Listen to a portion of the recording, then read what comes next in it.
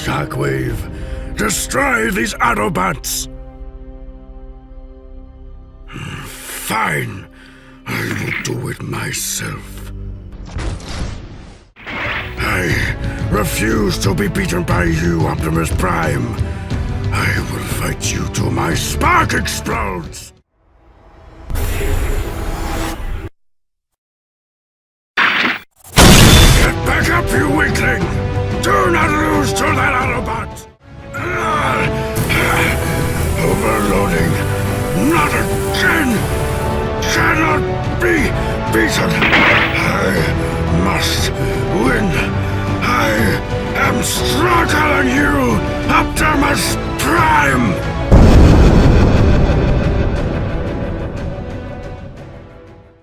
When we started writing Transformers United, Kyle and I both decided that we needed to include the character of Megatron in order to pay homage to the character.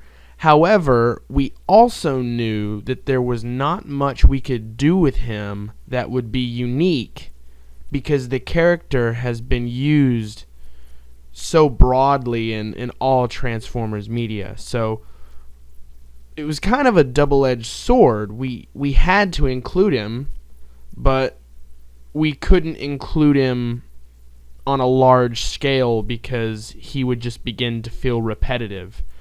And so we decided quickly that the best placement for him would be in Season 1 because A, it starts out our show with a villain that everyone knows, and B, it also gets him out of the way in time for the series to develop and actually get good. So it ended up working out really well.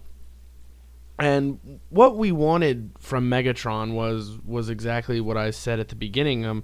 We wanted him to show up and be there and represent that character, but we also didn't want him to overstay his welcome and become boring. So what we did was we kind of ran with the traditional character of Megatron, of him being the dastardly leader of the Decepticons, and him and Starscream kind of butt heads. And if you've watched the bit on Starscream, you'll kind of understand Starscream's motivation a little bit more, but they still kind of butt heads just because Megatron is my way or the highway, and that's just the way he is. But the differences we wanted to throw in there were we wanted Megatron to be his own downfall. We didn't want the Autobots to kill him as is done in countless other bits of Transformers media. We wanted him to be the reason he died, and I thought that was an interesting twist on the character, and literally the only way we could have made it work was make it so that his pride ended up being his undoing. And so we kind of worked it into the story that Megatron became sort of a remote control for Menasor at the start, because the combiner technology wasn't all there at that point, and it also gave us a way to blow up Megatron's head. So he had a control module planted in his head, and it was too much power for him to handle, and eventually it did irreversible damage to the point where it blew up his processor. And although that's really gruesome and Megatron himself did not want to admit that he was not powerful enough to handle the load of controlling the combiner. So what it came down to was Megatron just thought that he could handle it, and either that or he didn't want to admit that he couldn't handle it. And he also, I would assume, I know I wrote the character, but I would have assumed in his mindset that he probably knew that it wasn't going to go well for him, but he thought that he could defeat the Autobots beforehand. So then again, it's his pride, and it's exactly what we wanted to be his downfall. Was his own pride is the reason he killed himself. Not intentionally, obviously, but his pride put him in a position to where he ended up killing himself. And both Kyle and I thought that was a good turn for the character to take, and it was something that neither of us had seen a lot, and so it was different as much as it could be.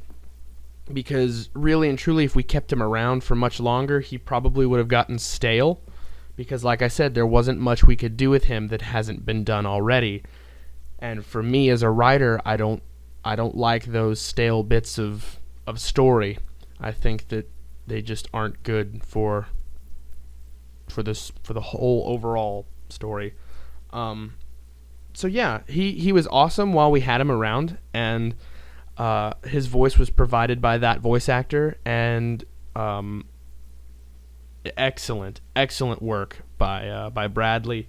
He actually voiced Megatron and Shockwave in Season 1 and continues to voice Shockwave in Season 2. And then in Season 3, we are finding him additional roles so that we can continue using his excellent voice work. So as much as it stunk that we had to get rid of Megatron, the talent and the